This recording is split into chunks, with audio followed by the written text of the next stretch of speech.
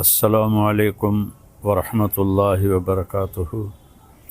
بسم اللہ الرحمن الرحیم، والصلاة والسلام علی رسولہ الکریم وعلی آلہ واصحابہ اجمعین، اما بعد، فاعوذ باللہ من الشیطان الرجیم، بسم اللہ الرحمن الرحیم، ان ینصرکم اللہ فلا غالب لکم، وقال النبی صلی اللہ تعالی علیہ وسلم، یا ایھا الناس لا تتمنوا لقاء العدو فاذا لقیتم فاثبتوا۔ میرے محترم پاکستانی بہن بھائیوں اور پوری دنیا کے اہل اسلام جو مدتوں سے آگ و خون میں جل رہے تھے، اللہ نے ایک معجزہ دکھایا اور اپنے سے 10 گنا بڑے دشمن کو اللہ تعالیٰ نے خاک میں ملا دیا اور ان کے غرور کو زمین میں دفن کر دیا، اور اللہ تعالیٰ نے اپنے بندے کی مدد فرمائی۔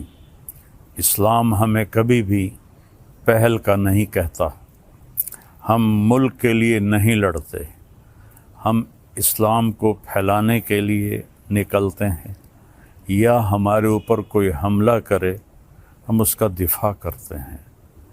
اسلام امن کا مذہب ہے، بھائی چارے کا مذہب ہے۔ میں صرف مولانا نہیں ہوں، اس سے زیادہ میں نے ہسٹری کو پڑھا ہے، لہذا میرے سامنے ایسے شیشے کی طرح ہسٹری ہے کہ ہندو آپس میں کتنا لڑے مہاراجے، اور کیسے انہوں نے ایک دوسرے کو گاجر مولی کی طرح کاٹا، اور مراٹھوں نے ہندو مسلم کی تفریق کے بغیر کس طرح خون کی ندیاں بہائیں، اشوک نے کس طرح لاشوں کے انبار لگا دیے تھے، اور میں اپنے نبی پہ قربان جاؤں، جب انہوں نے مکہ فتح کیا 18 برس کی دشمنی تھی کہ ہم نے محمد بن عبداللہ کو قتل کرنا ہے۔ یہ وہ لوگ نہیں تھے جو صرف سیاسی اختلاف تھا یا چھوٹی موٹی کوئی دشمنی تھی، اس درجے کی دشمنی تھی کہ اس کو قتل کرنا ہے۔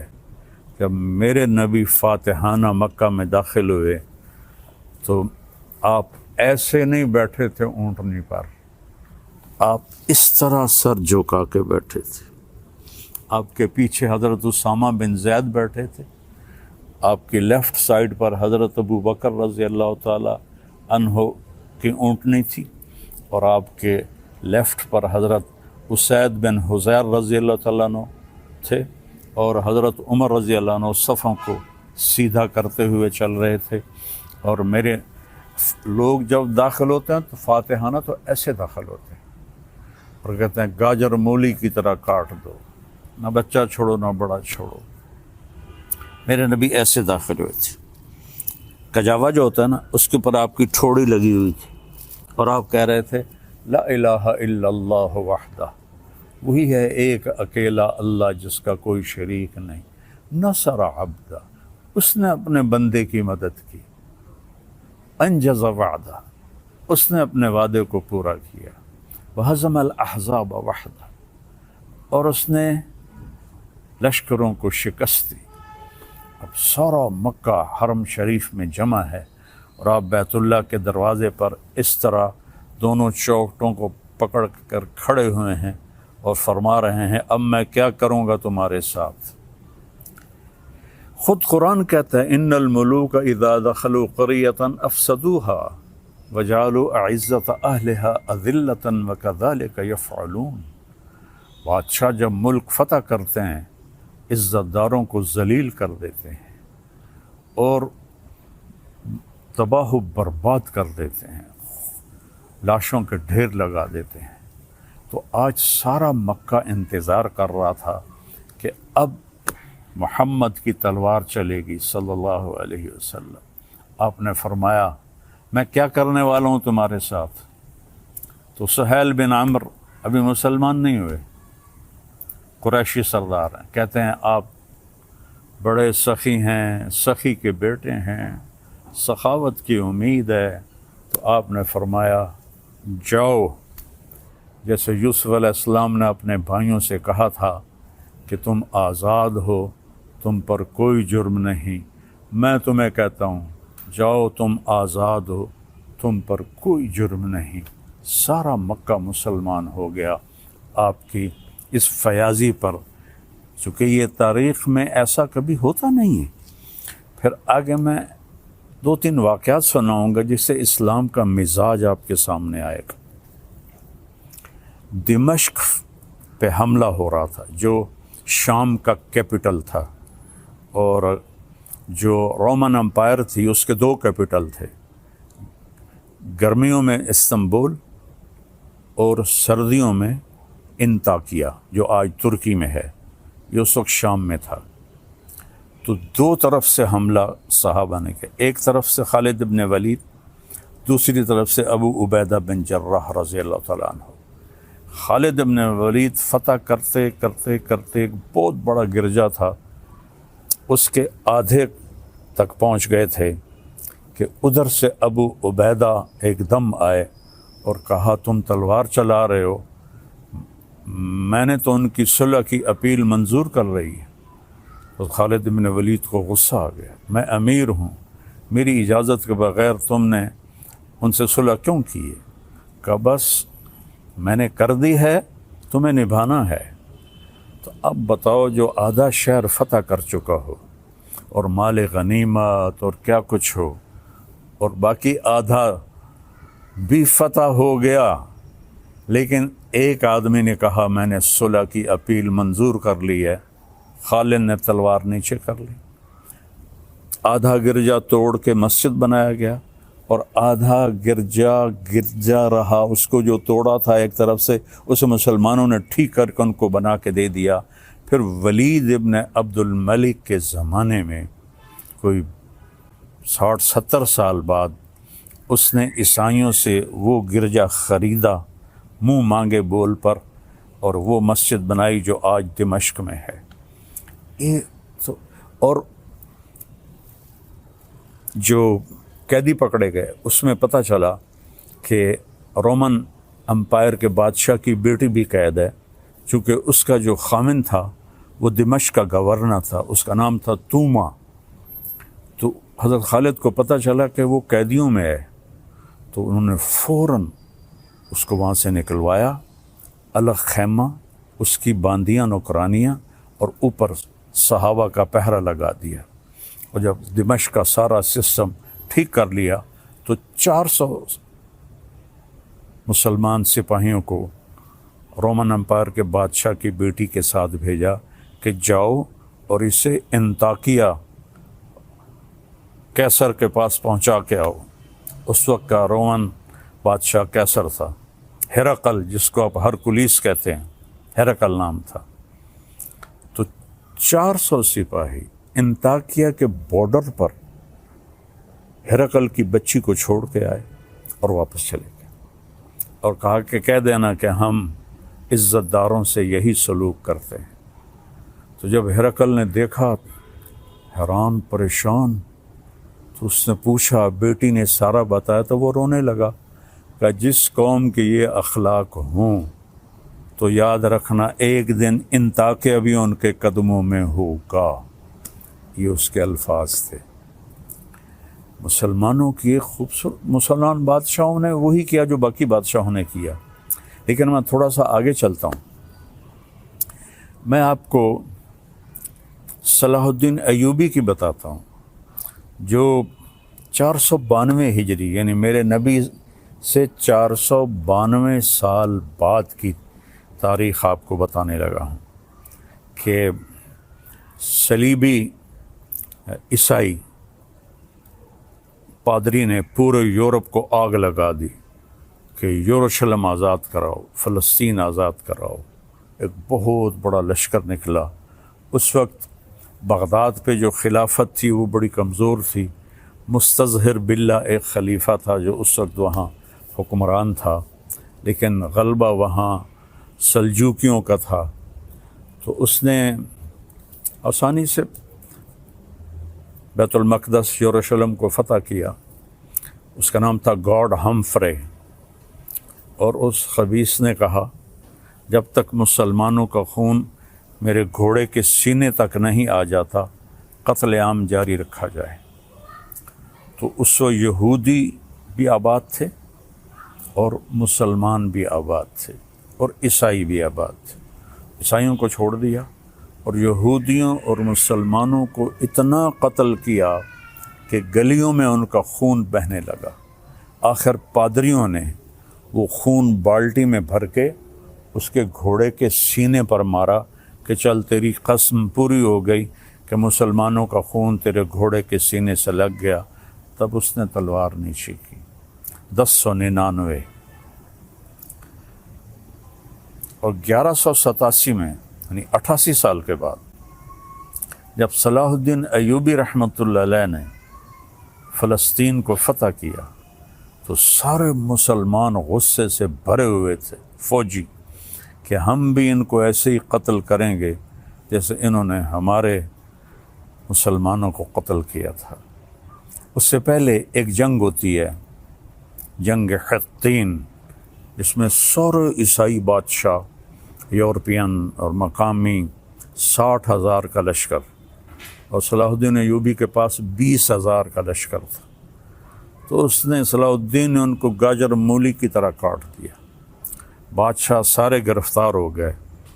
اس نے سب بادشاہوں کو عزت دی، صرف ایک کو قتل کیا، ریجنالڈ، جس نے 2 دفعہ حاجیوں پہ حملہ کیا تھا۔ یہ کرک اردن کے شہر کا حکمران تھا اور حج کا راستہ کرک سے جاتا تھا، تو اس نے 2 دفعہ حاجیوں کو قتل کیا اور کہا بلاؤ اپنے محمد کو۔ تو صلاح الدین نے اسے پیشکش کی ایمان، مسلمان ہو جاؤ۔ انہوں نے کہا میں نہیں ہوتا۔ انہوں نے کہا ہم یہ بادشاہوں کے ساتھ، اس نے کہا میں نے 2 دفعہ قسم کھائی تھی تیرے قتل کرنے کی جب تو نے حاجیوں پہ حملہ کیا تھا، تو آج محمد نہیں آ رہا، آج محمد کا ادنا غلام آ رہا ہے۔ اس نے ایسے وار کیا اور اس کی گردن پیچھے لٹک گئی۔ باقی سارے بادشاہ کانپنے لگے۔ اس نے کہا ڈرو نہیں، ہمارا مذہب ہمیں یہ نہیں سکھاتا، ہم بادشاہوں کو، عزت داروں کو ہم عزت دیتے ہیں، لیکن یہ بہت حد سے آگے بڑھ گیا تھا، اس لیے میں نے اس کو قتل کیا ہے۔ پھر آ کر انہوں نے یروشلم کو گھیر لیا، اور وہاں تو فوجی کوئی نہیں تھی، چند سپاہی تھے۔ تو آ گئے جی ہم نے صلح کرنی۔ صلاح الدین نے کہا صلح کس بات کی، اب تو میں فتح کر چکا ہوں، اب تو میں اس پر فاتحانہ داخل ہوں گا، میں اس پر فاتحانہ داخل ہوں گا۔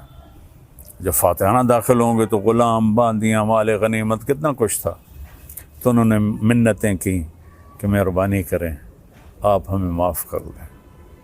تو آپ 88 سال پہلے دیکھیں کہ قتل عام سے گلیاں بھر گئیں، اور 88 سال بعد ایک مسلمان جو اپنے نبی سے 500 سال بعد آیا ہے، اس نے کہا اچھا ٹھیک ہے، میرے لیے میری طرف سے سب کو اجازت ہے، جو جانا چاہتے ہیں اور جتنا سامان لے جانا چاہتے ہیں وہ بھی لے جائیں، اور فدیہ، تھوڑا سا فدیہ رکھا۔ تو جو مالدار تھے وہ اس کا ہرجانہ اور وہ جرمانہ دیتے ہوئے نکلتے گئے، پیچھے غریب عیسائی رہ گئے۔ ان کا ہرجانہ صلاح الدین نے اپنی جیب سے دیا، اور کچھ باقیوں نے کہا جی ہم رہنا چاہتے ہیں، کہا بسم اللہ رہو۔ نہ کسی گرجے کو نقصان پہنچایا، نہ کسی عیسائی پر تلوار اٹھائی۔ یہ میرا اسلام ہے، یہ میرے نبی کا بتایا ہوا دین ہے جو ایک اللہ کی دعوت دیتا ہے۔ تاریخ تو بہت لمبی ہے، میں نے 3 واقعے بتا دیے، ایک اپنے نبی کا، ایک صحابہ کا، اور ایک 500 سال کے بعد ایک بادشاہ کا۔ اور اس کے بعد میں سارے اہل پاکستان کو مبارک دیتا ہوں، سارے بہن بھائیوں کو مبارک دیتا ہوں، وہ مسلم ہیں، عیسائی ہیں، ہندو ہیں، سکھ ہیں، جو بھی ہیں، سب کو مبارکباد دیتا ہوں کہ آج عرصوں کے بعد اللہ نے اہل ایمان کو فتح عطا فرمائی، اور سب کے کلیجے ٹھنڈے کیے۔ یہ ہمیں دہشت گرد کہتے ہیں۔ دہشت گرد تو کم بخت یہ ہیں، آپ کو پتہ ہے جب دوسری جنگ عظیم ہوئی ہے تو کون تھا شروع کرنے والا؟ ہٹلر 1940 میں۔ 1945 میں کم بخت نے خودکشی کی۔ کتنے لوگ مرے؟ 8 کروڑ۔ 8 کروڑ لوگ مرے دوسری جنگ عظیم میں۔ پہلی جنگ عظیم 1914 میں شروع ہوئی، 2 کروڑ لوگ مرے، اس وقت آبادی تھوڑی تھی۔ تو سب سے بڑے دہشت گرد تو یہ ہیں۔ 8 کروڑ عیسائی آپس میں ٹکرائے۔ اتنا قتل عام تو کسی مسلمان نے نہیں کیا۔ مسلمانوں میں بھی ظالم آئے، میں ان کی کبھی وکالت نہیں کروں گا۔ تیمور لنگ بدبخت بہت ظالم تھا، اس نے 33 ملک فتح کیے۔ تو آج کے میڈیا نے چونکہ یہودیوں کے ہاتھ میں ہے، انہوں نے مسلمانوں کو کہہ دیا یہ دہشت گرد ہیں، ہندوؤں نے کہا آتنکوادی ہیں۔ تو میرے بھائیو، میں پوری دنیا کے انسانوں سے کہہ رہا ہوں، اسلام امن کا مذہب ہے، محبت کا مذہب ہے۔ ہم کبھی پہل نہیں کرتے، ہم کبھی پہل نہیں کرتے۔ ہٹلر مسلمان نہیں تھا، عیسائی تھا، اور اس نے 8 کروڑ، اور مسولینی اٹلی والا 8 کروڑ انسانوں کے قتل کا وہ ذریعہ بنے۔ اور لینن اور سٹالن، انہوں نے سوشلزم کو زبردستی نافذ کرنے کے لیے 2 کروڑ انسانوں کا قتل کیا۔ ابھی تاریخ موجود ہے، پڑھ لیں آپ لوگ۔ 1924 کے 27 میں لینن کا انتقال ہوا تھا، 1953 میں سٹالن کا انتقال ہوا تھا۔ خون کی ندیاں بہا دیں، الزام ہمارے اوپر۔ اور آج اللہ تعالیٰ کا فضل ہے، اللہ نے ہمیں عزت دی۔ میں اپنی حکومت کو بھی مبارک دیتا، اپنی افواج کو بھی مبارک دیتا ہوں، اور ان شاہینوں کو مبارک دیتا ہوں جنہوں نے فضا میں اڑ کر، جان ہتھیلی پہ رکھ کر، ڈیتھ سرٹیفکیٹ پر دستخط کر کے، میں نے وہ ویڈیو دیکھی کہ ہمارے جوان ڈیتھ سرٹیفکیٹ پر آسان ہے سائن کرنا، اور ہمارا ایک جہاز تھا، ان کے 10 جہاز تھے، ان کا ہر نشانہ خطا گیا، ہمارے سارے نشانے صحیح لگے۔ یہ ہے نصر من اللہ و فتح قریب۔ تو میری افواج پاکستان، ان کے سربراہان، ان کے سپاہی سے لے کر اور رینجر سے لے کر تمام کو، یہ میرے ہاتھ اٹھے ہوئے ہیں۔ اللہ آپ کو سلامت رکھے، اور اللہ اس ملک کو سلامت رکھے، اور اس میں امن قائم ہو، اس میں مذہبی اختلاف ختم ہو۔ یہ علماء سے کہہ رہا ہوں، سیاسی اختلاف ختم ہو۔ یہ سیاسی جماعتوں سے اختلاف تو رہے گا، دشمنی نہ ہو، دشمنی نہ ہو، ایک ہو کے رہیں۔ اور ہندوستان والوں سے کہتا ہوں، اچھے ہمسائے بن کر رہو۔ ہمارے تو ہمسائے کے اتنے حقوق بتائے ہیں ہمارے نبی نے کہ جس کی کوئی حد کوئی نہیں۔ آپ اچھے ہمسائے بن کے رہو، تو ہمیں آپ سے کیا غرض ہے؟ آپ کا بھی نفع ہے، ہمارا بھی نفع ہے کہ ہم اس نفرت سے اور اس جنگ سے باز رہیں۔ اللہ کی قسم، مسلمان کسی سے نفرت نہیں کرتا، سب سے اس کے دل، سب کے لیے اس کے دل میں ہمدردی ہوتی ہے۔ یہ نفرت سے توبہ کریں۔ کوئی مذہب، آپ اپنی کتابیں پڑھیں، کہیں آپ کو کوئی نفرت کا بول نظر آئے، آپ اپنی وید پڑھیں، کہیں آپ کو نفرت کا بول نظر آئے، بائبل پڑھیں، کہیں آپ کو نفرت کا بول نظر آئے، تو میری سب سے گزارش ہے کہ امن سے رہیں، صلح سے رہیں۔ حکمرانوں سے اپیل ہے کہ یہ جو ایک سیاسی انتشار ہے، اس کو اللہ کے واسطے ختم فرما دیں، تاکہ ہم ایسے ہو کے رہیں۔ میں پہلے تو اس کو سلام کرتا ہوں جس نے اس آپریشن کا نام رکھا ہے بنیان مرصوص، اور اس کے بعد میں عرض کرتا ہوں حکمرانوں سے جو اس وقت ہیں، جو اقتدار میں ہیں، طاقت میں ہیں، پورے قوم کو بنیان مرصوص بنا دیں، اور یہ جو سیاسی اختلاف ہیں اس کو دشمنی تک نہ لے جائیں۔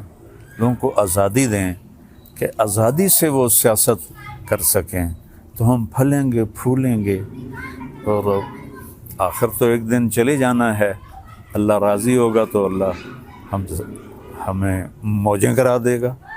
اگر کوئی ظالم بن کے مر گیا تو پھر چاہے وہ مسلمان ہے اور چاہے وہ تہجد گزار ہے۔ حجاج بن یوسف روزانہ 10 سپارے تہجد میں پڑھتا تھا، 10 سپارے،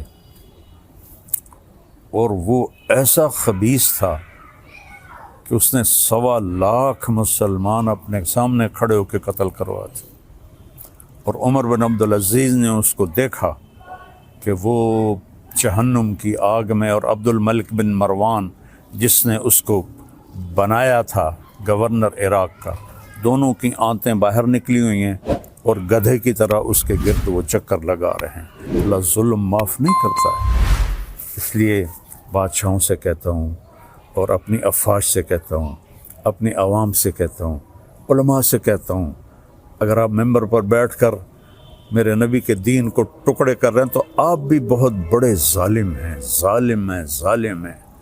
دیوبندیت کو مٹا دو، بریلویت کو مٹا دو، شیعت کو مٹا دو، سلفیت کو مٹا دو، میں مسلم، ہاں میں اہل سنت والجماعت ہوں، میں امام ابو حنیفہ کے فتووں پہ عمل کرتا ہوں، لیکن میں باقی سب کے لیے ایسے جھولی پھیلا کے دعا کرتا ہوں۔ تو یہ میرا آخری پیغام ہے کہ ہم اور نہیں تو سارے ایک دفعہ قومی ترانہ پڑھ لیں اور اسے یاد کر لیں اور اس کا مطلب دیکھ لیں۔ میں 100 کے قریب ملکوں میں گیا ہوں، کسی ملک کا قومی ترانہ اتنا خوبصورت نہیں، اس کا مضمون، اس کی لے، اس کی دھن، سبحان اللہ۔ اللہ حفیظ جلندری کے درجے بلند کرے۔ السلام علیکم ورحمۃ اللہ وبرکاتہ۔